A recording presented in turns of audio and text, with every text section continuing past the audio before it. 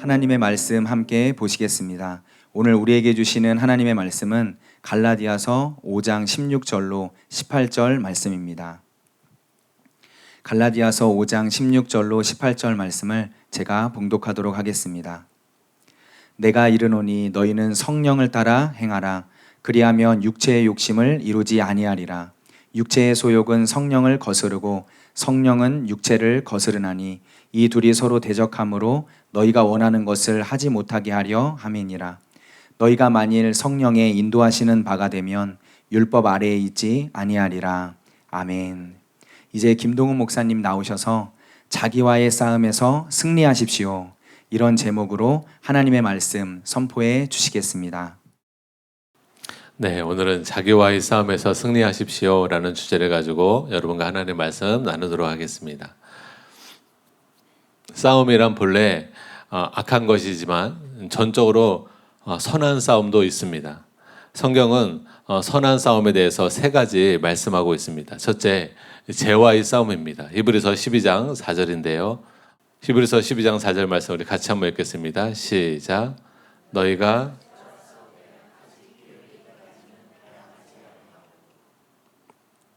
우리는 사람과 싸우지 말고 죄와 싸워야 합니다. 이것이 선한 싸움입니다. 둘째로 마귀와의 싸움이 있습니다. 에베소서 6장 12절인데요. 같이 한번 읽겠습니다. 시작. 우리의 씨름은 혈과 육을 상대하는 것이 아니요 통치자들과 권세들과 주관자들과 하늘에 있는 악한 영들을 상대함이라. 우리는 사람과 싸우지 말고 마귀와 싸워야 합니다. 이 또한 선한 싸움입니다. 마지막으로 세 번째 싸움이 자기와의 싸움입니다. 고린도전서 9장 27절에 이렇게 말씀하고 있습니다. 제가 한번 읽어드리겠습니다.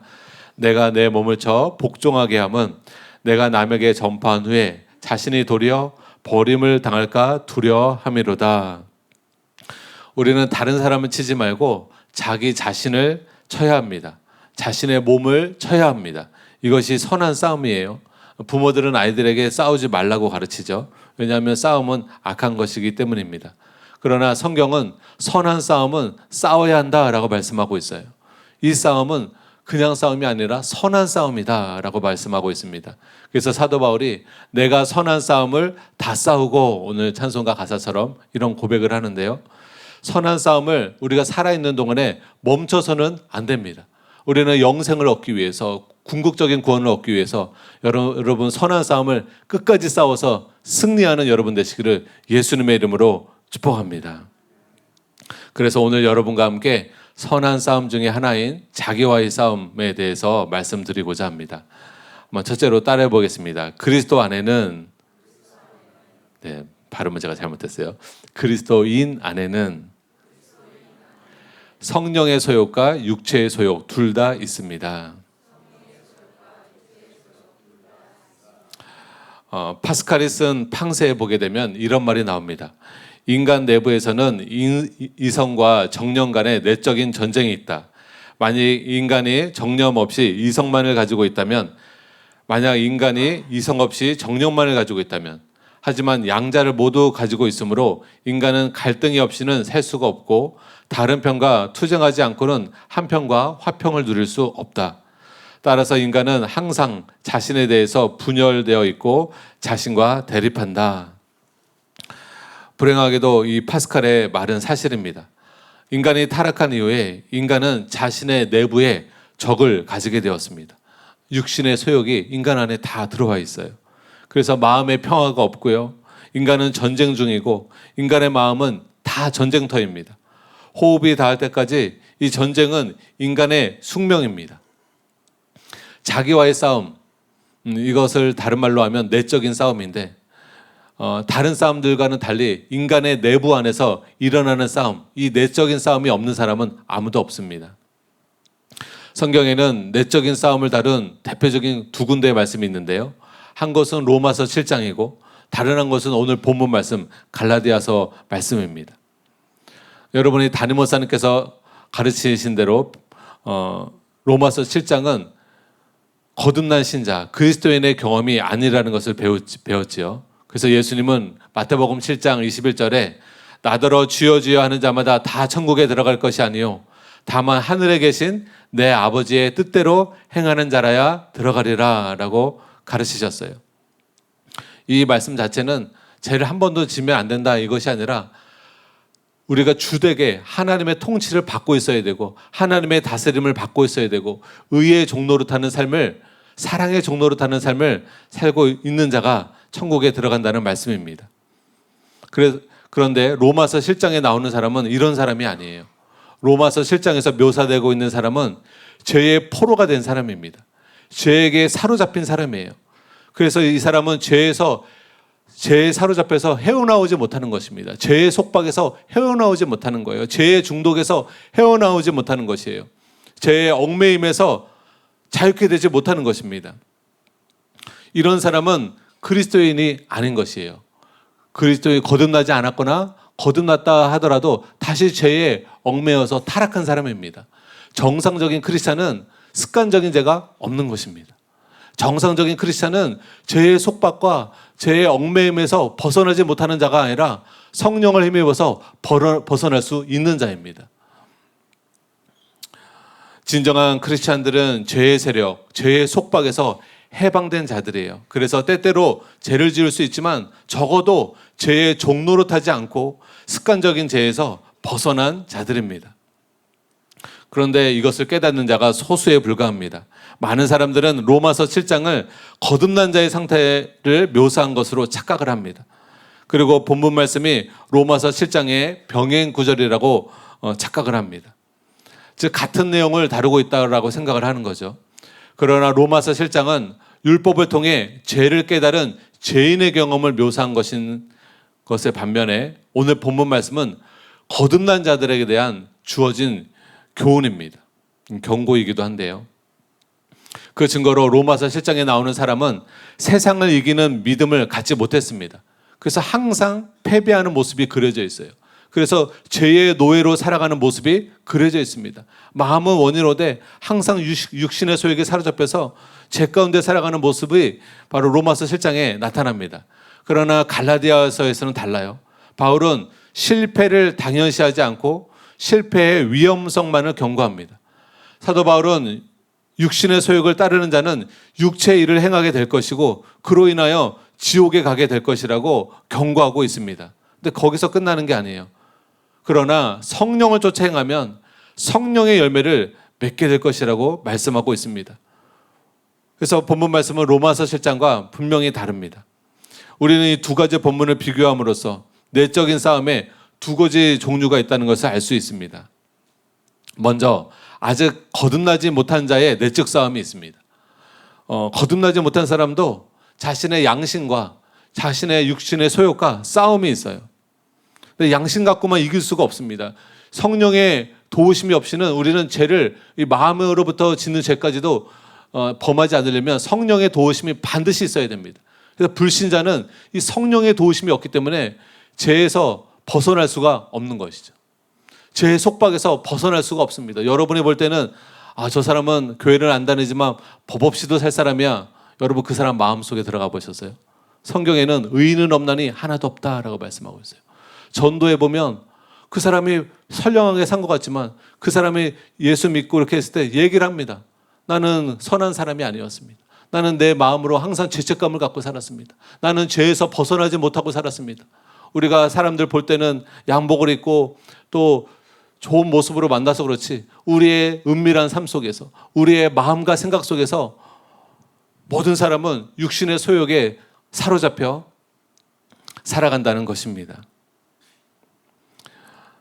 그런데 여러분 우리 크리스찬들에게는 육신의 소욕만 있는 것이 아니라 성령의 소욕이 있다는 것을 믿으시기 바랍니다.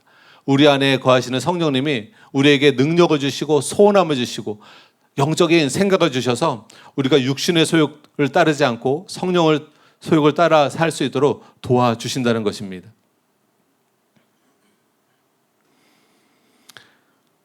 그 거듭난 자에도 내적인 싸움이 당연히 있는 거예요. 육신의 소욕과 성령의 소욕 두 가지 소욕이 있기 때문에. 그래서 믿는 자도 여러분 나태하게 안일하게 신앙생활하면 안 됩니다. 우리 안에 두 가지 싸움이 있기 때문에 옳게 살기를 원하고 하나님 말씀 따라 살기 원하면 믿는 자도 고군분투해야 돼요. 어느 목회자가 나는 이제 영적으로 싸우지 않아도 돼. 나는 크리스찬이 되었고 성령 충만을 받았고 놀라운 계시를 받았어. 그래서 나는 이제 영적인 싸움, 육신의 소유과 안 싸워도 돼. 정말 착각입니다. 캐들 쿠만 여사를 만난 많은 남자 목회자들이 그런 말을 많이 했다 하더라고요. 나는 이제 기도를 많이 했기 때문에, 나는 이제 어느 정도 신령한 영적인 경지에 이르렀기 때문에 나는 육신의 소유과 안 싸워도 돼. 아니요. 우리는 죽는 날까지 육체의 소유과 싸워야 합니다. 몸이 있잖아요. 여러분, 우리가 거듭날 때 영혼이 거듭난 것이지 육체가 거듭난 것이 아닙니다. 그래서 여러분, 그래도 위로가 되는 거 한 가지 말씀드릴게요. 사도 바울도 육체의 욕심이 항상 있었어요. 그러나 그것을 성령으로 쫓아 행함으로 육체의 욕심을 이루지 않은 것입니다. 여러분의 존경하는 담임 목사님과 김옥경 목사님에게도 육체의 소욕이 있는 것입니다. 그러나 두 목사님이 날마다 자기를 부인하며 싸우는 것이에요. 사도 바울도 날마다 죽노라 내가. 이 싸움이 없는 사람이 아무도 없습니다. 나만 육체의 소욕과 이렇게 싸우나? 아니요. 다 싸웁니다. 다 싸우는데 성령 충만하고 성령을 쫓아 행하면 여러분 육체의 소욕을 쉽게 이깁니다.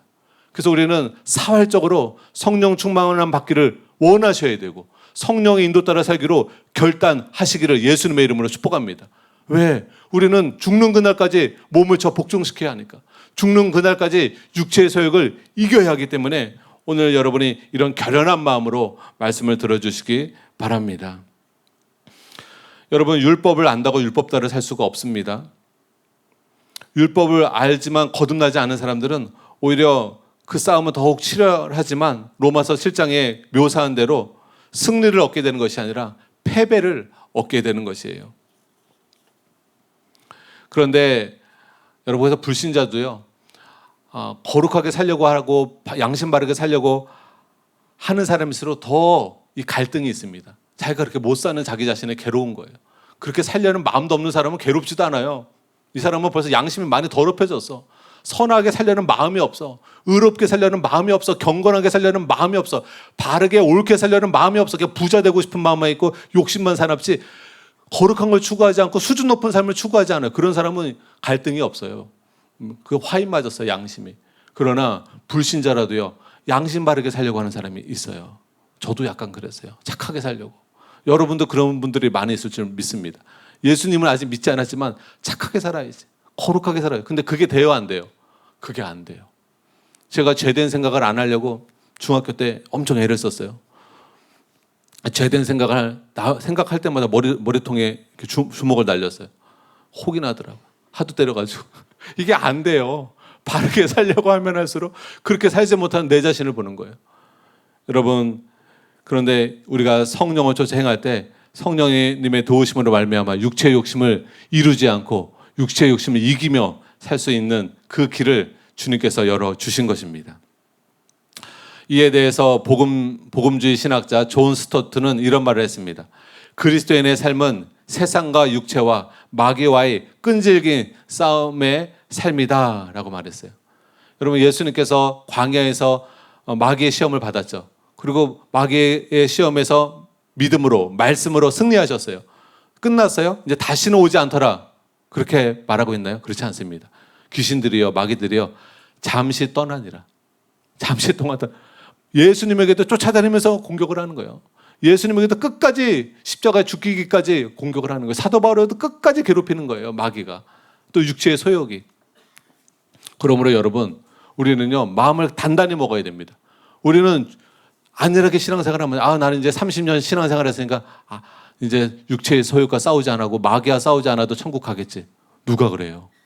누가 그렇습니까? 마귀는요, 끝까지 여러분을 지옥 보내려고 호시탐탐 노립니다. 우는 사자같이 밤낮 찾습니다. 삼킬 자를. 그러므로 여러분, 성경에는 젊었을 때만 깨어있으라 말하고 있지 않고 한번 따라해 보겠습니다. 항상 깨어있으라. 여러분, 항상 깨어있는 저와 여러분 되시기를 예수님의 이름으로 축복합니다. 존 라일 감독은 이런 말을 했습니다. 참된 기독교인은 양심의 평화만 아니라 내면의 싸움도 소유한 사람이다. 참 기독교인은 그의 평화에 의해서뿐만 아니라 그의 싸움에 의해서도 알 수 있다. 내적 싸움으로부터의 완전한 자유는 이 세상에서는 소유할 수 없으며 천국에서 소유하게 될 것이다. 모든 신자들의 마음은 두 개의 진영이 맞서고 있는 전쟁터이다. 모든 신자들의 마음에는 육신의 소욕과 또 성령의 소욕과 이 싸우고 있다는 것입니다. 성령의 소욕과 육체의 소욕과 전쟁터라고 말씀하고 있는 것이에요. 어떤 사람들은 거듭난 이후에는 우리의 타락한 본성이 활발하지가 않고 비활동적이며 심지어는 죽었다고 가르칩니다. 우리가 거듭날 때 타락한 본성이 이제 활발하지 않아. 죽었어. 육체의 소욕은 죽었어. 그런 그럴듯한 말 같지만 이것은 비성경적인 가르침입니다. 만일 우리가 거듭날 때 타락한 본성이 죽었다면, 육체의 소욕이 죽었다면, 더 이상 어떠한 소욕도 가지고 있지 않다면 본문에서 육체의 욕심을 이루지 아니하리라 이런 말씀을 할 필요가 없는 것이죠. 성령을 쫓아 행하라. 그리하면 육체의 욕심을 이루지 아니하리라. 육체의 욕심을 이루는 게 있으니까 우리가 성령을 쫓아 행해야 되는 것이지, 육체의 욕심을 이루는 것이 없다면 이런 말 자체가 우스꽝스러운 것이죠. 또 성경에는 육체의 소욕은 성령을 거스르고, 거듭난 신자에게 말하고 있는데 거듭난 신자에게도 육체의 소욕이 있기 때문에 육체의 소욕이 성령을 거스린다라고 말씀하고 있어요. 우리가 육체의 소욕을 따라가면, 육체의 소욕 따라 삶을 살아가게 되면 여러분 성령님이 근심하시게 됩니다. 성령님을 거스르게 됩니다. 성령님을 소멸하게 됩니다. 우리의 신앙생활에 승리를 가져다 주는 분이 성령님인데, 우리에게 은혜를 가져다 주는 분이 성령님인데, 우리가 은혜를 헛되이 받고 육체를 따라가는 삶을 선택하게 되면 여러분 성령님은 약화됩니다. 여러분이 도우시는 성령님은 약화돼요. 그러므로 거듭났다고 육체의 소욕이 없는 것이 절대 아닙니다. 성령 충만한 사람 안에도 육체의 소욕은 있습니다. 그래서 오늘 말씀과 같이 여러분 육체의 소욕을 어떻게 이기게 되는가 여러분 귀담아 들으시기 바랍니다. 궁극적인 구원, 예수님이 오시는 그날까지 여러분 육체의 소욕은 없어지지 않습니다. 그리고 거듭났다고 육체의 소욕이 사라진 것이 아니라는 가장 뚜렷한 증거는 고린도전서 9장 27절에 사도 바울의 고백에 나타납니다. 우리가 같이 한번 읽겠습니다. 시작. 내가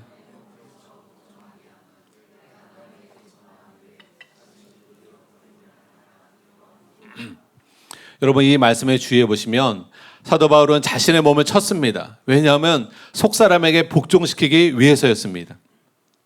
사도 바울은 하루, 이틀 자기를 친 것이 아니에요. 사도 바울은 날마다 자기를 쳤습니다. 날마다 나는 죽노라, 나는 날마다 죽노라 이런 고백을 했습니다. 육신의 소욕 따라 안 살려고 자기 몸을 치기를 사도 바울도 매일 했다는 것입니다. 이런 싸움이 없는 사람이 없다는 거예요. 사도 바울도 육체의 소욕과 싸웠다는 거예요. 육신의 생각과 싸웠다는 거예요. 다시 말해 육신의 소욕이 이끄는 대로 하고 싶어도 안 돼. 나는 육신의 소욕대로 하지 않을 거야 하고 결단하며 행하지 않고, 또한 성령의 소욕 따라 살기 싫어도 나는 성령의 소욕 따라 살아야 돼. 그래야 나는 살아. 이런 결단이 사도 바울 안에 있었다는 것입니다. 여러분 육신의 생각이 달콤해도 육신의 생각을 따라 살면 반드시 사망에 이릅니다. 육신의 생각은 사망이요 그랬어요. 영의 생각은 생명과 평안이니라. 성령을 쫓아 사는 것이 힘들어도 여러분이 성령을 쫓아 살면, 성령님이 주시는 생각 따라 순종하며 살면 여러분 생명과 평안함이 여러분 삶 가운데 임합니다. 여러분 여러분의 영혼이 생명이 임하고 평안함이 임하시기를 예수님의 이름으로 축복합니다. 여러분 이것이 우리의 신앙의 모토가 되어야 합니다. 성령님의 소욕 따라 살아야 된다. 귀찮다라도 성령님이 기도하라면 기도해야 되고, 귀찮다라도 성령님이 말씀 보라면 말씀 봐야 되고, 내가 용서하기 싫어도 성령님이 용서하라면 용서를 선택해야 하는 것이고, 내가 교회 가기 싫어도 성령님이 교회 가라 하시면 여러분 몸을 쳐 복종시키면서 교회 가는 여러분 되시기를 예수님의 이름으로 축복합니다. 그리고 반대로 육신의 소욕이 올 때 육신의 소욕 따라 막 화를 더 내라, 더 화를 내라 하더라도 여러분이 육신의 소욕을 따라 살지 않기로 결단하면서 안 돼, 나는 화에 대해서 죽은 자야, 미움에 대해서 죽은 자야, 나는 분노하는 데에서 죽은 자야, 나는 음란한 것에 대해서 죽은 자야, 나는 탐심의 삶에서 죽은 자야, 나는 거짓말하는 삶에서 나는 죽은 자야, 나는 육신의 소욕 따라 안 살 거야. 여러분 이런 결단과 육신을 치는 일이 여러분 삶 가운데 꼭 있으시기를 바랍니다. 여러분이 아시다시피 사도 바울은 위대한 사도입니다. 하나님의 거룩한 사람이요, 신약 성경에 반을 쓴 어마어마한 하나님의 말씀의 사람입니다. 그런데 이 영적 거인인 사도 바울도 자신의 육신에도 잘못된 것을 하기 원하는, 죄된 것을 하기 원하는 육신의 소욕이 있었음을 분명히 우리가 알 수 있습니다.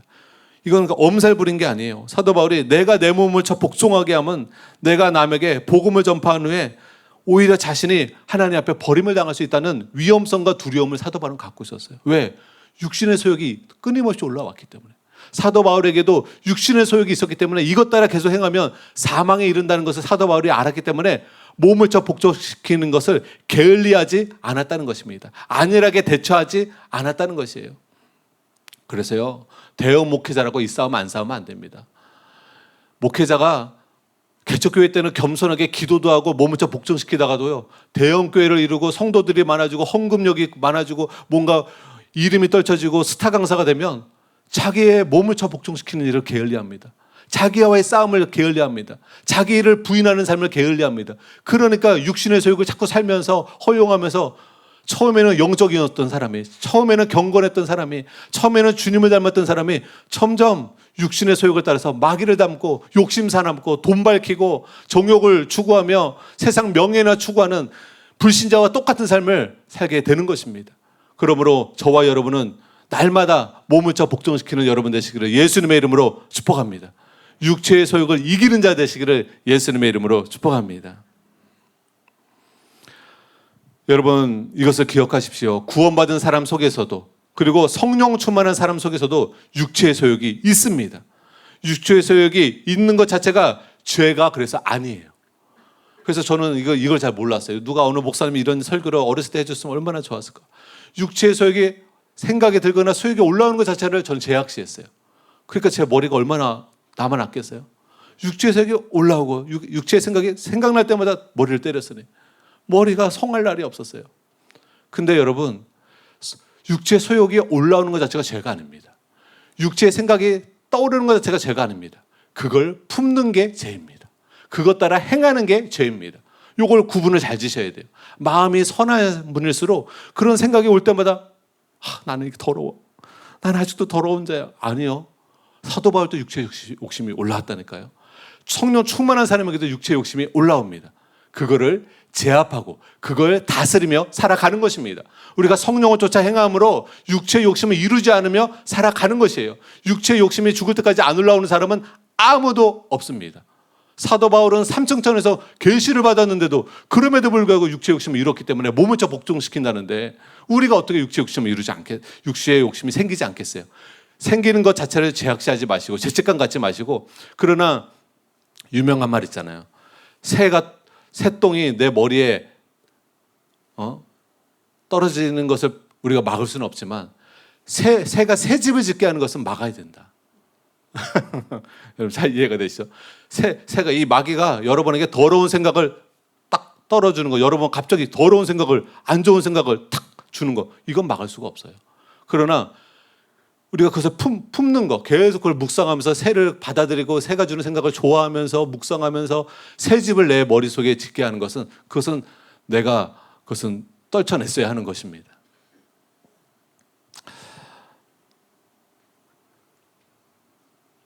그래서 여러분, 육체의 소욕이 생기거나 육체의 생각이 떠오르는 것 자체는 거듭난 그리스도인들이 다 경험하는 일이에요.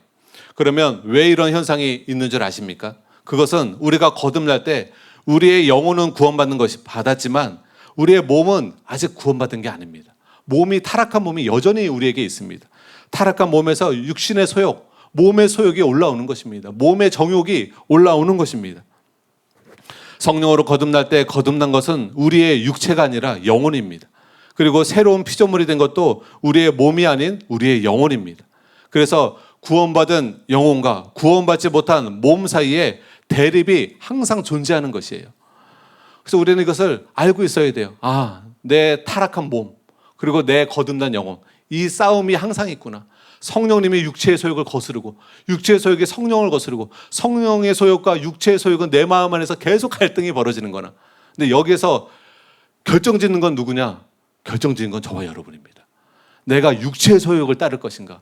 내가 성령의 소욕을 따를 것인가? 매일매일의 이 선택에 여러분의 승리가 달려있다는 것을 믿으시기 바랍니다. 그렇다면 우리의 육체는 언제 구원받는 것인가? 육체의 소욕이 없으면 얼마나 좋아요. 육신의 생각이 안 떠오르면 얼마나 좋아요. 아예 그냥 죄의 소지가 없어지잖아요. 죄의 소지가 없어지는 날을 로마서 8장 19절에서 23절에 이렇게 말씀하고 있습니다. 같이 한번 읽겠습니다. 시작. 피조물이 고대하는 바는 하나님의 아들들이 나타나는 것이니 피조물이 허무한데 굴복하는 것은 자기 뜻이 아니요 오직 굴복하게 하시는 이로 말미암음이라. 그 바라는 것은 피조물도 썩어짐의 종노릇한 데서 해방되어 하나님의 자녀들의 영광의 자유에 이르는 것이니라. 피조물이 다 이제까지 함께 탄식하며 함께 고통을 겪고 있는 것을 우리가 아느니라. 그뿐 아니라 또한 우리 곧 성령의 처음 익은 열매를 받은 우리까지도 속으로 탄식하여 양자될 것 곧 우리 몸의 속량을 기다리느니라. 우리가 이걸 기다리잖아요. 몸의 속량, 몸의 구원. 몸의 구원은 언제 받는다? 예수님 오실 때 받는다. 몸의 정욕들 이제 끝납니다. 그때는 완전히 몸까지도 신령한 몸을 입습니다. 지금은 타락한 육체예요. 그러나 여러분 그날에는 예수님이 덧입은 그 신령한 몸을 저와 여러분이 덧입게 되는 줄 믿으시기 바랍니다. 빌립보서 3장 20절에서 21절은 제가 읽어드리겠습니다. 그러나 우리의 시민권은 하늘에 있는지라 거기로부터 구원하는 자 곧 주 예수 그리스도를 기다리노니 그는 만물을 자기에게 복종하게 하실 수 있는 자의 역사로 우리의 낮은 몸을 자기 영광의 몸의 형체와 같이 변하게 하시리라. 그래서 주님이 오시는 그날에 우리의 몸의 형체가 주님의 형상으로 변화되게 되는 것입니다. 이처럼 우리의 몸의 구속은 예수님께서 다시 오시는 날 이루어집니다. 그러므로 우리가 이 세상에서 살고 있는 한 우리는 몸, 즉 육신의 소욕과 늘 겨루어야만 합니다. 늘 싸워야만 해요. 이제 우리는 왜 성경이 주야로 하나님의 말씀을 묵상해야 된다는 것을 이해할 수 있겠죠. 여러분 말씀으로 우리가 승리할 수 있게 되는데 그래서 날마다 하나님의 말씀을 읽는 것이 중요합니다. 내가 한때 신앙생활 열심히 한 게 중요한 게 아니라 매일매일 신앙생활을 열심히 해야 돼요. 신앙생활은 마라톤과 같은 것이에요. 장거리 달리기가 아니에요. 죽는 그날까지 육체의 소욕과 싸워야 돼요. 그러니 여러분 단거리 나 신앙생활 열심히 했어요. 아유 나 한때 기도 열심히 했지. 지금은 안 하지만 한때 말씀만 읽었어요. 요즘엔 전혀 안 읽지만 무슨 소리예요. 여러분 죽는 그날까지 육체의 욕심이 있어요. 아니 싸우다가 안 싸우면 마귀가 쾌재를 부르죠. 얘 이제 안 싸우네 나하고. 얘 나를 대적하지 않네. 얘 내가 지배해버려야지. 내가 내 육신의 소욕을 얘를 장악해버려야지. 그러지 않겠습니까? 그래서 성경에는요 쉬지 말고 기도하라고 말씀하고 있는 것이고 항상 깨어있으라고 말씀하고 있는 것이고 날마다 몸을 복종시키라고 말씀하고 있는 것입니다. 여러분 매일 싸우시는 여러분 되시기를 예수님의 이름으로 축복합니다. 그래서 이런 면에서 여러분이 전투력이 증강이 돼야 돼요. 내 육체의 욕과 소욕과 싸우리라, 마귀와 싸우리라, 죄와 싸우리라, 이런 전투력 빵 뿜뿜. 저는 체력은 약한데 전투력이 뿜뿜해요. 우리는 우리 안에 적을 가지고 있다고 말씀을 드렸어요. 그러므로 우리는 바울이 말했던 것처럼 항상 몸을 복종시킬 준비를 하고 있어야 됩니다. 육체의 소욕이 올라올 때 안 돼! 하고 딱 여러분이 믿음으로 컨트롤할 수 있어야 돼요. 하나님의 뜻이 아니라면 하고 싶어도 하지 말아야 합니다. 육체의 소욕은 하나님의 뜻과 반대돼요. 그래서 딱 제어해야 됩니다. 하나님의 뜻이면 하기 싫어도 해야 합니다. 요 두 가지를 잘 하셔야 돼요. 요거 두 가지를 잘 하셔야 돼요. 성령님의 인도함이면 하기 싫어도 성령님 따라가야 돼요. 몸을 복종시키셔야 돼요. 육체의 소욕이 달콤해도 여러분 그것을 따라가면 안 돼요. 안 돼. 난 육체의 소욕을 따르는 자가 아니야. 이 두 안에서 성령의 소욕과 육체의 소욕을 분명히 여러분에게 찾아오는데 요것을 성령의 소욕은 귀찮아도 하셔야 되고 하기 싫어도 하셔야 되고 육체의 소욕은 달콤한 것 같아도 요걸 뿌리치는 거. 요 두 가지를 잘 하셔야 되는 줄 믿으시기 바랍니다. 이것이 신앙생활입니다. 이것을 잘해야 진정한 크리스찬이 되고 참된 믿음의 성장을 이룰 수가 있습니다. 둘째로 따라해 보겠습니다. 자기와의 싸움에서 승리하려면 성령을 쫓아 행해야 합니다. 우리는 내적 싸움에서 반드시 승리해야 돼요. 왜냐하면 내적 싸움에서 승리하지 못하면 우리가 평생 피땀 흘리고 싸워서 거둔 다른 모든 승리가 물거품이 되는 거예요. 여러분 마라톤이요 42.195km를 다 가야 의미가 있는 것이 42km에서 끝났어. 거기서 포기했어. 그럼 마라톤은 그런 인정받지 못합니다. 끝까지 달린 사람만 인정받는 거예요. 여러분 신앙생활도 마찬가지예요. 사도 바울처럼 끝까지 선한 싸움을 다 싸워야 돼요. 선한 싸움을 네, 그 찬양처럼 감사해요. 우리 울산 선생님 너무 좋으셔. 네. 그래서 선한 싸움을 끝까지 다 싸워야 돼. 끝까지 싸우다 말면 돼요, 안 돼요? 안 돼요. 싸우다 말면 변질되는 거예요. 그게 변질되는 거예요. 싸우다 말면 그게 타락하는 거예요. 여러분 끝까지 싸우셔야 되는 거예요. 할렐루야. 그래서 나는 처녀 때까지 믿음의 싸움을 싸웠어. 근데 중년이 되어서는요. 중년이 되어서 안 싸웠지. 그게 타락한 거예요. 그게 변질된 거예요. 난 중년 때까지는 믿음의 싸움을 싸웠는데 노년에 되어서 내가 체력이 떨어지면서 기도도 안 하고 말씀도 안 보고 안 싸웠어. 그게 변질되는 거예요. 여러분 노년이 되어도 여러분 끝까지 성령 충만함 받고 육체의 소욕을 이루지 않고 성령의 열매를 맺으시는 여러분 되시기를 예수님의 이름으로 축복합니다. 바울은 본문 16절에서 그 중요한 비결을 다 한 가지 말하고 있어요. 갈라디아서 5장 16절입니다. 우리 같이 큰 소리로 한번 읽겠습니다. 시작. 내가 이르노니 너희는 성령을 따라 행하라. 그리하면 육체의 욕심을 이루지 아니하리라. 여러분 이 말씀은요. 여러분 정말 눈에 보이는 곳에 집에다가 항상 붙여놓고 암기하고 외우고 선포해야 할 말씀입니다. 여러분 우리가 육체의 욕심을 이루지 않고 육체의 욕심에 대해서 이겨야 되는데 그 궁극적인 비결이 어디에 있는가? 성령을 따라 행하는 거. 성령을 쫓아 행하는 거.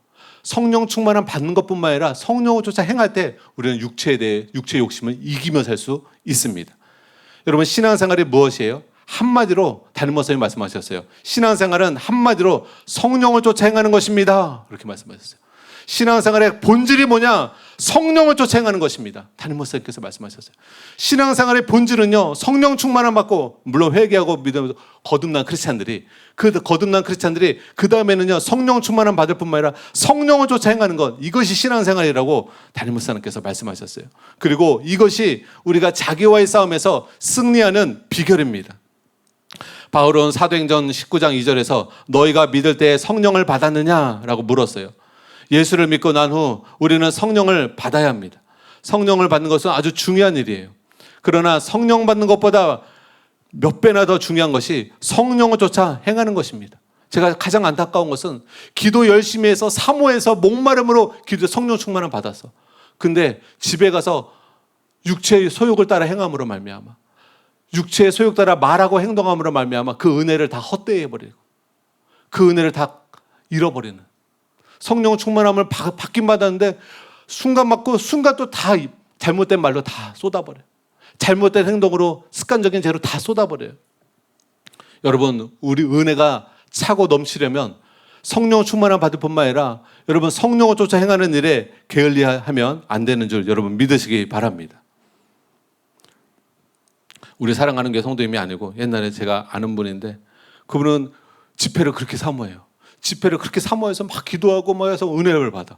그리고 집에 오셔서 쌍욕을 하시면서 쌍욕을 하면서 그 은혜를 다 쏟아버려. 다 쏟아버려. 얼마나 아까운지. 아니 그 은혜를 그렇게 집회를 사모하면서 받아놓고 왜 쌍욕을 해 집에 가서.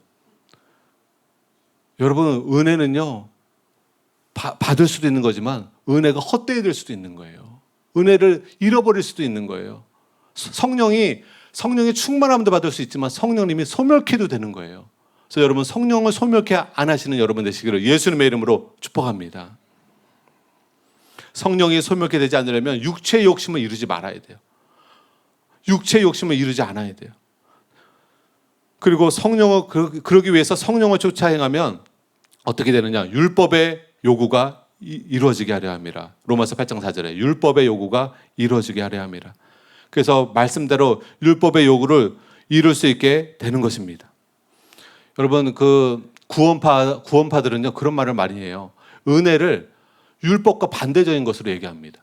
율법이라는 게 법률이잖아요. 하나님의 법이잖아요. 율법이 하나님의 법. 하나님의 법을 무시하고 은혜는 하나님의 법 없이 법이 없어지고 자유롭게 된 것이 은혜다. 아니요. 하나님의 율법을 온전케 하셨어요. 예수님이 오셔서. 성경 보십시오. 하나님의 법을 더 온전케 하셨어요. 행위로만 짓지 않고 우리의 마음까지도 다루시는 말씀으로 산상수훈에서 하나님의 말씀, 그리고 모세 율법을 더 온전케 하셨지 그리스도 율법이 폐하지 않으셨습니다. 폐한 것 같지만 모세 율법이 폐해지고 예수 그리스도의 율법이 더 온전케 된 것을 성경에 보게 됩니다. 그래서 여러분 잘 기억해 보세요.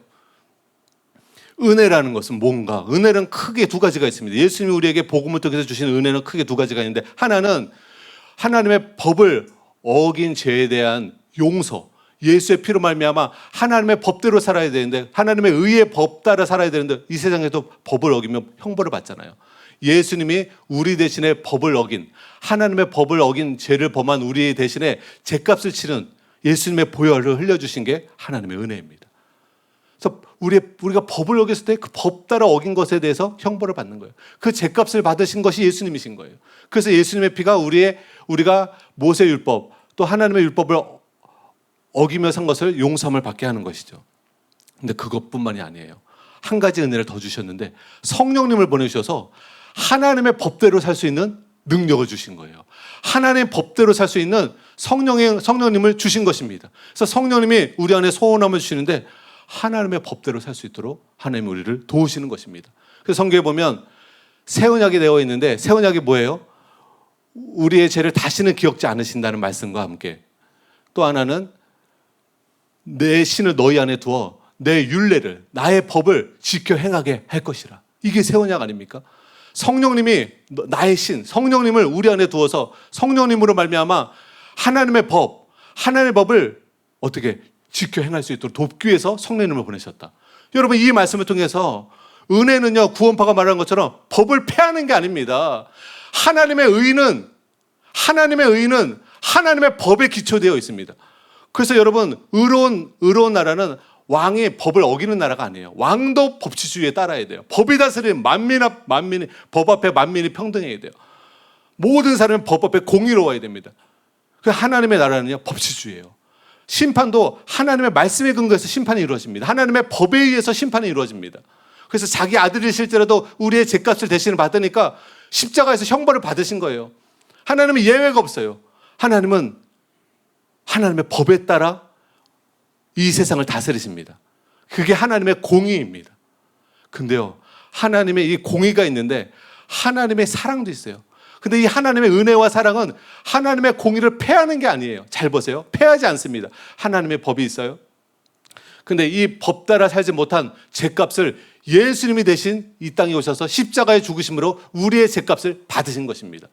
하나님의 법을 폐합니까? 안 폐합니다. 그 법을 존중하기 때문에 그 법을 어긴 죄값을 예수님이 대신 짊어지셔서 그 은혜로 우리의 죄 용서함을 받게 되는, 제사함의 은혜를 받게 되는 것입니다. 은혜는 법을 폐하지 않습니다. 두 번째 은혜는 뭐예요? 하나님의 법 따라 살 수 있는 능력이 우리에게 주어지는 것입니다. 하나님 법 따라 살 수 있는, 하나님 뜻대로 살 수 있는 은혜가 주어지는 것이고, 능력이 주어지는 것이고, 여러분, 도우심이 임하게 되는 것입니다.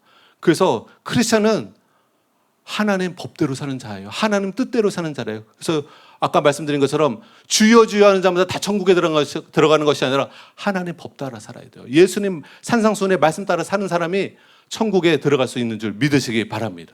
그러니 여러분, 무율법주의는 진짜 이단인 거예요. 율법주의도 이단이지만 무율법주의, 하나님의 법을, 은혜 시대잖아. 하나님의 법 지키지 않아도 돼. 여러분, 이 세상도 정욕도 지나가되 하나님의 말씀은 영원하다 그랬어요. 1.1핵도 땅에 떨어지지 않는다고 그랬어요. 아니, 여러분, 구약을 지금 통독하고 계시잖아요. 하나님의 말씀이 폐해집니까? 하나님의 법을 얼마나 존중히 여깁니까? 시편 119편 보세요. 하나님의 시편 기자가 다 하나님의 말씀을 얼마나 귀히 여기는가.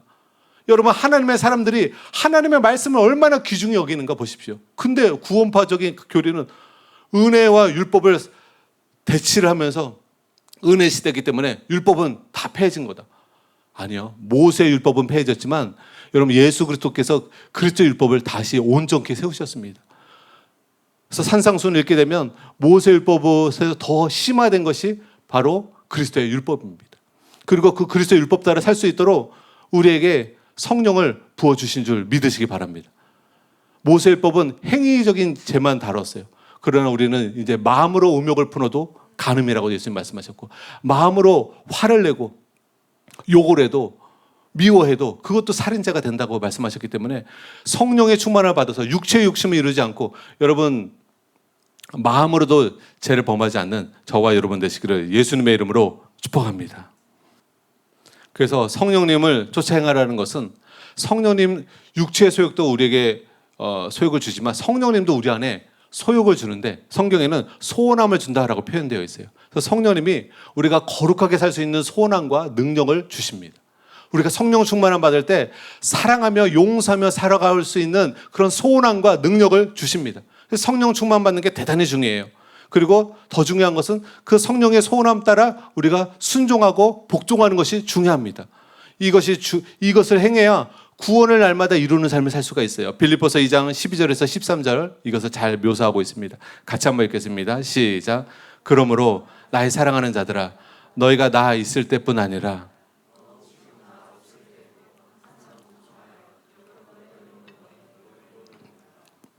너희 안에는 행하시는 이는 하나님이시니 자기의 기쁘신 뜻을 위하여 너희에게 소원함을 두고 행하게 하시나니. 우리가 사도 바울이 없더라도 항상 복종하여 두렵고 떨림으로 구원을 이루어 나가야 되는데 그럼 무엇에 복종해야 되는가? 너희 안에 거하시는 성령님이 너희 안에 소원을 두고 너희를 행하게 하신다. 성령님이 주시는 소원한 가운데 복종하시기를 예수님의 이름으로 축복합니다. 우리 항상 그 마음 자세를 갖고 있어요. 성령님 따라 살아야 된다. 성령님을 의지하고 살아야 된다. 성령의 인도 따라 살아야 된다. 내가 육체의 욕심을 이루지 않으면 성령의 열매를 맺으려면 성령 충만함 받을 뿐만 아니라 성령의 인도 따라 살아야 된다. 항상 성령의 음성을 들으고 성령의 인도함 받으려고 하셔야 합니다. 제가 담임 목사님과 수행관을 가면 담임 목사님께 제일 많이 배우는 것 중에 하나가 뭔지 아세요? 성령의 음성을 듣는 거예요. 담임 목사님과 이런 영적인 얘기하고 이렇게 할 때 담임 목사님은 말이 막 빠르지 않습니다.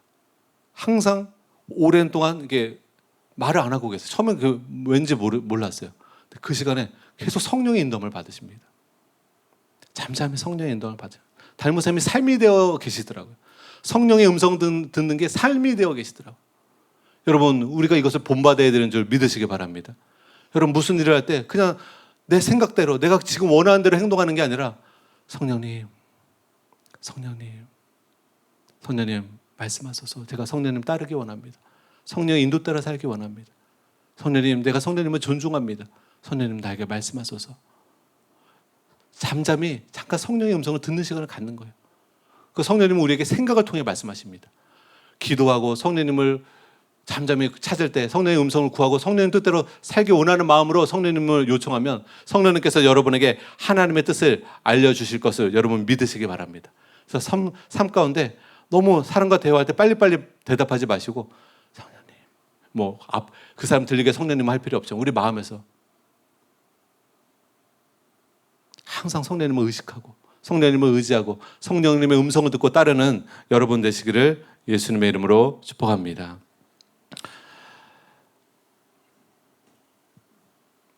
갈라디아서 6장에 보게 되면 표현 방식을 바꿔서 성령을 위하여 심는 자, 또 육신을 위하여 심는 자, 그래서 이렇게 대조를 이루며 설명을 합니다. 성령을 위하여 심는 것은 주일 예배를 잘 지키고 날마다 기도하고 성경 읽기를 하고 그래서 경건을 훈련을 하면서 그 다음에 성만찬에도 참여하고 또 크리스찬들과 같이 교제하고 또 내가 만나는 사람들을 사랑으로 행하고 이런 것들이 다 성령을 위하여 행하는 것이죠. 성령을 위하여 심는 것입니다.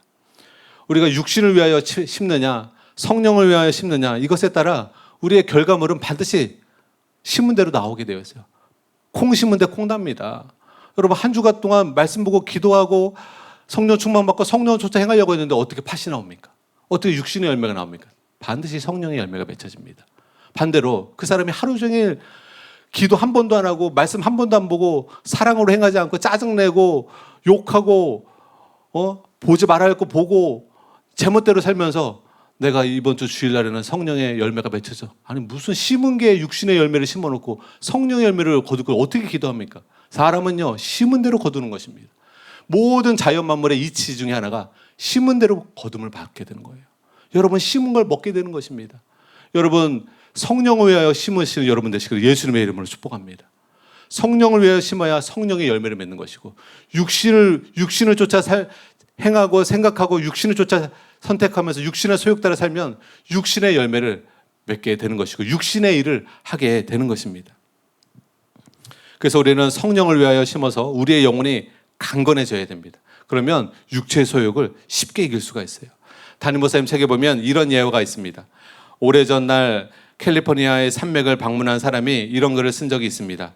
그는 한 늙은 산악인을 만났는데 그 두 마리 개가 계속해서 싸우고 있었습니다. 그 방문객은 보통 어떤 개가 이기느냐고 물어보았습니다. 그랬더니 그 산악인은 잠시 말없이 있더니 이렇게 대답했습니다. 내가 제일 많이 먹이는 개요. 여러분, 개 싸움할 때 어느 개가 일부러도 등치 큰 개가 다 이길 것 같지만 먹을 걸 주지 않는 개는 힘이 없을 수밖에 없고 먹을 것을 잘 준 개는 힘이 있을 수밖에 없죠. 우리 안에서 벌어지는 내적인 싸움도 마찬가지입니다. 우리가 무엇에 먹이를 많이 주었는가? 내 영혼에 먹을 걸 많이 주었는가? 내 육체에 먹을 걸 많이 주었는가?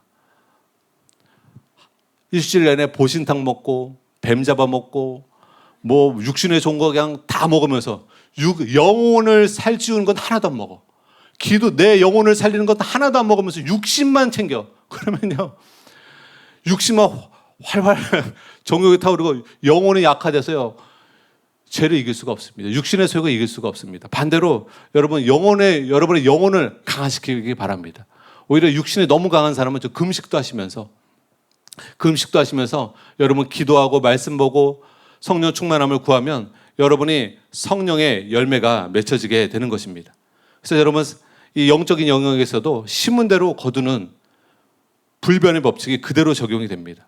성경에 이 말씀을 하면서 하나님은 만물의 여김을 받지 않으신다. 사람은 심은 대로 거두게 된다. 사람은 심은 대로 그 열매를 먹게 된다. 만물의 여김을 받지 않는 건 하나님 속지 않으신다는 거예요. 너 일주일 내내 너는 육신의 소욕을 따라놓고 갑자기 성령의 열매를 바래? 너는 심은 게 육신의 열매로 매일 심었잖아. 속지 않으신다는 거예요. 반대로 여러분이 매일매일을 기도하고 말씀 보고 용서하려고 하고 사랑으로 행하려고 하고 온유함으로 행하려고 하고 하나님 말씀 따라 성령을 쫓아 행하려고 했을 때 여러분 삶 속에 성령에 맺혀지는 것은 당연한 일이에요. 여러분, 결론을 말씀드리겠습니다. 여러분, 사람은 갑자기 바뀌는 게 아닙니다. 이 성령을 쫓아 행하는 삶을 매일매일 성령을 충만받고 성령을 쫓아 행하는 삶을 매일매일 여러분 살아야 우리가 변화되기 시작합니다. 근데 우리가 변화되는 데 있어서 가장 필요한 분이 누구냐? 성령님이에요. 성령님의 은혜로 변화됩니다. 여러분이 잘 아시는 것처럼 사도 바울이 나의 나된 것은 하나님의 은혜로라. 바로 자신이 변화된 것은 하나님의 은혜 때문에 변화되었다고 말씀하고 있어요. 그래서 여러분, 성령의 충만함 받지 않고는 우리는 변화되지 않습니다. 성령님이 우리 안에 그래서 소멸케 되면 안 돼요. 성령님이 우리 안에 슬프게 되거나 근심해서 떠나버리면 안 되는 것입니다. 여러분, 이 시대에 많은 크리스찬들이, 현대교회 크리스찬들의 삶 가운데 기도의 응답도 없어, 치유도 없어, 기적도 없어, 은사도 나타나지 않아, 죄를 이기지 못해, 세상에 소금이 되지 못해, 밖에 버려진 존재처럼 살아가는, 이렇게 유약하고 세상에 선한 영향력을 끼치지 못하게 되는 것은 그들 안에 성령의 충만함을 잃어버리고 성령님을 근심시키는 삶을 살고 있기 때문에 그렇습니다. 많은 크리스찬들이 성령을 쫓아 행하는 것이 아니라 육체의 소욕 따라 행함으로 말미암아 성령님이 근심하시고 어떤 사람에게는 성령님이 소멸되어서 주의 성신이 떠나버린 사람도 있다는 것입니다. 그러나 여러분, 캐더릴 쿠만 여사는 그 당시 때 20세기에 가장 큰 영향력을 끼친 여성 사역자로 평가받고 있습니다. 가녀린 여자분이세요. 실제 보면 되게 가녀려 보이세요. 근데 캐더릴 쿠만 여사가 영향을 끼치는 것은 어마어마하게 끼쳤습니다. 어마어마한 대통령들이 캐더릴 쿠만 여사를 만나려고 했고 지대한 영향력을 미쳤어요. 캐더릴 쿠만 여사의 사역 가운데서는 하나님의 임재와 영광이 항상 가득했다고 묘사되어 있습니다. 풍성한 열매가 맺혀졌고요. 그리고 그 성령 충만한 그 캐더릴 쿠만 여사의 모습은 신비로울 정도로 영광스러웠다고 말하고 있습니다. 수많은 청중이 압도되는 하나님의 역사와 수많은 치유의 기적이 그녀의 사역 현장에서 나타났습니다. 그 시대에 유명했던 남자 사역자 중에 한 분이 누구예요? 오럴 로버츠 목사님입니다. 베니 목사님이 가장 존경하는 목사님 중에 한 분인데요. 또 조윤경 목사님이 가장 존경하는 목사님 중에 한 분인데요. 오럴 로버츠 목사님이 오럴 로버츠 대학을 설립했는데 이 오럴 로버츠 대학에 캐들 쿠만 여사를 초청했어요. 그리고 그 초청 집회를 하고 난 후에 오럴 로버츠 목사님이 이렇게 그의 감동을 전했습니다. 오럴 로버츠 대학에서 열린 캐들 쿠만 여사의 집회로 인해 모든 교수진과 학생들을 눈물 바다로 만들었습니다. 그리고 그들은 이렇게 고백했습니다. 이 집회 이후로 우리 모두는 이미 어제의 사람들이 아닙니다. 우리는 하나님께 더욱 감사하게 되었습니다. 성령님, 제가 결코 주님께 불순종하는 일이 없게 해주세요. 라고 외치는 그녀의 음성이 들려오는 듯합니다. 그녀와 같은 사람은 아직까지는 없었습니다. 여러분, 캐들 쿠만 여사의 이 집회를 통해서 교수진과 학생들이 다 눈물바다가 돼버렸어요. 그리고 은혜가 중요한 것은 뭐냐? 단순히 기도만 한 게 아니라 여기 뭐라고 했어요? 더 이상 어제의 사람이 아니에요. 변화가 된 거예요. 어제의 나의 마음이 아니에요. 어제의 상태가 아니에요. 내 영혼의 상태가 그 캐들 쿠만 여사의 그 집회를 통해서 어제의 사람이 아니라 완전히 변화된 내 아이 심령이 변화된 것을 고백하고 있는 것이. 캐들 쿠만 여사가 강력하게 하나님께 쓰임받은 비결 중에 하나가 뭐냐면 육체의 소욕을 따르지 않고 성령을 쫓아 행했다고 말하고 있습니다. 그리고 자신은 매 집회마다 200번, 2000번씩 자기를 복종시키는 일을 한다고 말하고 있습니다. 집회를 하기 위해서 끊임없이 나를 무너뜨리기 위해서 육체의 소욕이 올라오지만 나는 그때마다 몸을 복종시키고 있었다. 사도 바울처럼 나는 날마다 죽노라. 내가 집회 하나를 하나님의 성령으로 충만케 하기 위해서 얼마나 내가 몸을 복종시키는가. 내가 얼마나 대가 지불하고 있는가. 사람들은 그것은 보지 못하고 영광스러운 모습만 보게 되는 것이죠. 성령님을 근신시키거나 성령을 소멸하지 않고 성령님을 계속 인정하고 성령을 쫓아 행했을 때 캐들 쿠만 여사가 어디를 가든지 하나님의 영광이 가득 임하게 되었습니다. 그런 일화 중에 유명한 일화를 하나 말씀드리고 우리 같이 기도하겠는데요. 이거 읽어드리고 함께 기도하겠습니다. 예배는 계속되었습니다. 저는 조용히 기도드렸고 모든 것은 정지되어 있는 것처럼 느껴졌습니다. 저는 쿨만 여사가 손으로 얼굴을 가리고 울기 시작하는 것을 쳐다보았습니다. 그녀가 점점 크게 계속 흐느꼈기 때문에 모든 것이 중단되고 말았습니다. 음악도 멈췄고 안내인도 제자리에 얼어붙은 듯 했습니다. 모든 시선이 그녀에게로 집중되었습니다. 저의 경험으로도 왜 그녀가 흐느꼈는지 알 수가 없습니다. 전에 이런 광경을 본 적은 없었습니다. 무엇이 그녀를 울게 하였을까요? 나중에 안 일이지만 그 전에 이런 일이 없었다고 그녀의 일행 중에 하나가 저에게 전했습니다. 한 2분 정도 흐른 것 같았습니다. 제 바로 2, 3m 앞에서 그녀가 서서히 고개를 들고 서 있었는데 그녀의 눈에는 불꽃이 튀는 듯했고 생기가 돌고 있었습니다. 전에 누구에게도 보지 못했던 담대함이 그녀에게 있었습니다. 대단한 힘과 열정을 가지고 손가락으로는 앞을 가리키며 흐느끼는 상태로 청중을 향해 고뇌에 찬 목소리로 이렇게 말하고 있었습니다. 제발 성령님을 근심시키지 마세요. 그녀는 어찌나 잠재했던지 만일 마귀가 그 자리에 있었더라도 그녀의 손가락 하나로 튕겨져 나갔을 것입니다. 정말 믿을 수 없는 순간이었습니다. 그녀는 마치 강도에게 그녀의 아기를 죽이지 말라고 당부하는 어머니 같은 심정으로 청중을 향해 간절히 부탁하고 있었습니다. 제발 성령님을 근심시키지 마십시오. 한번 그녀의 눈과 제 눈이 마주쳤을 때 저는 숨조차 쉴 수 없을 지경이었고 근육도 뻣뻣하게 굳어버릴 것 같았습니다. 다음에는 어떤 일이 일어날까 하는 조바심에 저는 앞좌석을 꽉 붙들고 있었습니다. 그녀는 말하기 시작했습니다. 여러분 이해하지 못하시겠어요? 그분은 저의 모든 것입니다. 그녀는 계속해서 감동 어린 목소리로 간청했습니다. 제발 성령님께 상처를 주지 마세요. 그분은 저의 전부입니다. 제가 사랑하는 그분에게 상처를 주지 마세요. 여러분 이 일화는 캐들 쿠만 여사가 얼마나 성령님을 소중히 여겼는가, 얼마나 성령님을 사랑했는가, 얼마나 성령님과 동행했는가를 보여줍니다. 그러나 반대로 얼마나 많은 크리스찬들이 성령님을 근심시키고 있는가, 얼마나 많은 목회자들이 성령님을 소멸케 하고 있는가, 얼마나 많은 성도들이 성령님을 아프게 하고 있는가. 제가 이 말씀을 준비하면서 제 자신은 깊이 회개가 되더라고요. 내 말로서 내 행동으로서 얼마나 나는 성령님을 근심케 하였는가, 얼마나 많은 성령님을 아프게 하였는가.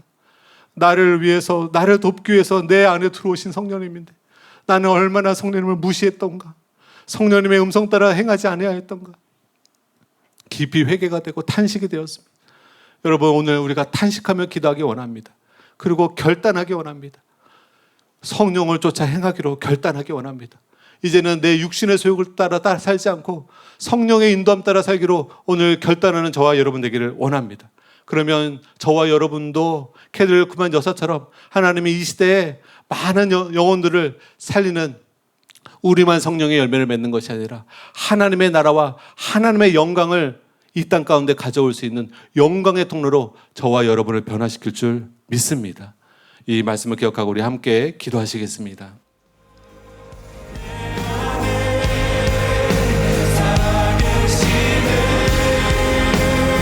주님, 우리 안에 우리를 변화시키시려, 우리를 신부단장시키시려, 우리를 성령의 열매 맺고 하나님의 형상으로 변화시키시려 우리 안에 성령을 보내주심을 감사합니다. 성령을 보내주심을 감사합니다. 우리가 기도할 때마다, 구할 때마다 성령 충만함을 얻게 하심을 감사합니다. 하오나 아바 아버지, 내가 얼마나 많은 삶 속에서 성령을 근심시키며 성령을 소멸하는 삶을 살았는지 우리가 오늘 탄식하며 회개하기 원합니다. 더 이상 내가 육체의 소욕을 따르지 않고 이제는 온전히 성령의 소욕을 따르며 성령의 충만함을 받고 성령님과 동행하는 삶을 살기를 주님 원하며 구하며 기도하기 원합니다. 아바 아버지, 도와주시옵소서. 아바 아버지, 이 시간 우리가 육체의 소욕으로 충만해지는 것이 아니라 성령의 소욕으로 충만해지기 원합니다. 거룩한 소욕으로 충만해지기 원합니다. 우리 안에 소원함을 주시는 주님, 우리 안에 거룩한 소원함을 주시는 주님, 기도의 소원함을 주시는 주님, 하나님 말씀 따라 살고자 하는 소원함을 주시는 주님. 아바 아버지, 이 소원함 따라 내가 몸을 쳐 복종시키기 원합니다. 성령의 소원함 따라 내가 두렵고 떨림으로 날마다 복종함으로 주님 구원을 이루는 삶 살게 하여 주시옵소서. 변화되는 삶 살게 하여 주시옵소서. 영광의 통로가 되게 하여 주시옵소서. 주님, 교회만 왔다 갔다 하는 것이 아니라 진실로 회개하고 믿음을 가지고 기도함으로 말미암아 성령의 충만함을 받고 아바 아버지 성령의 인도함을 받는 저희가 되기를 원합니다.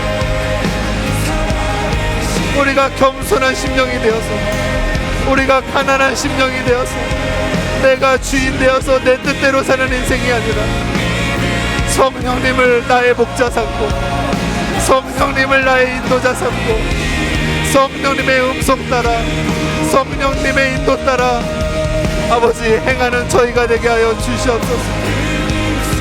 자비롭고 거룩하신 주님, 성령을 소멸하는 자 되지 않게 하소서. 성령을 근심시키는 삶을 살지 않게 하소서. 오늘 결단합니다.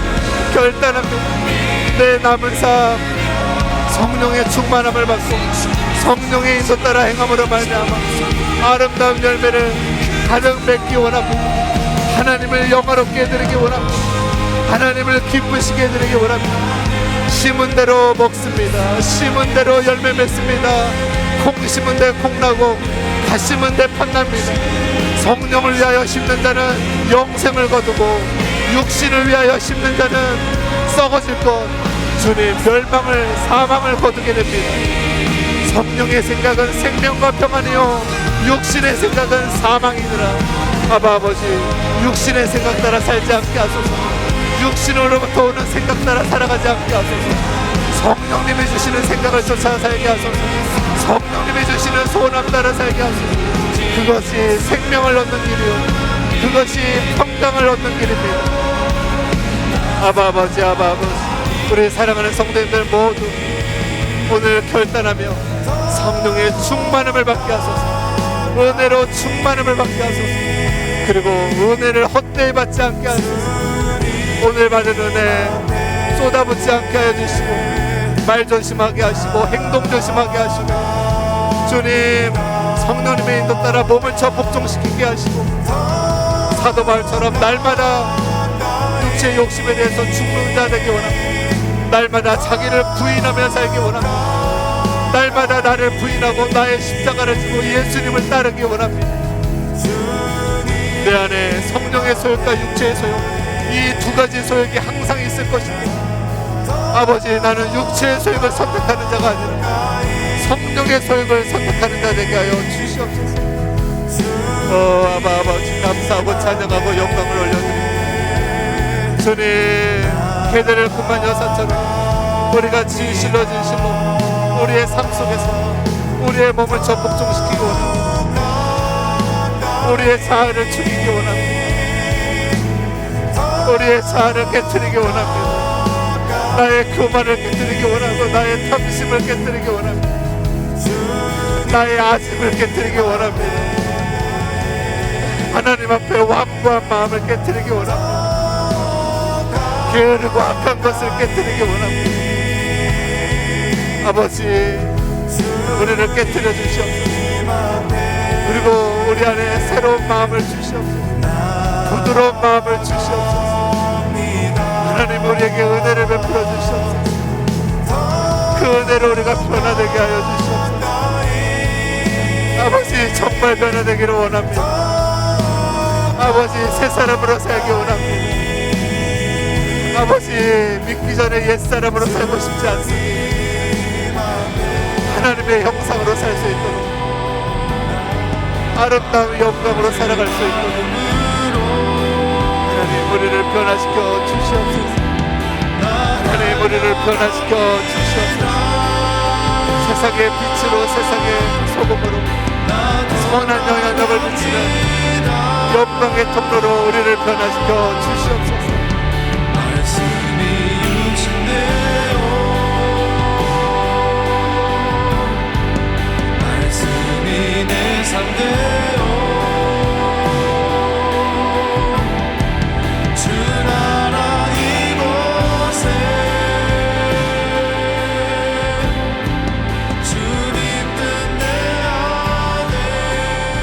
이 모든 말씀을 예수님의 이름으로 기도드립니다.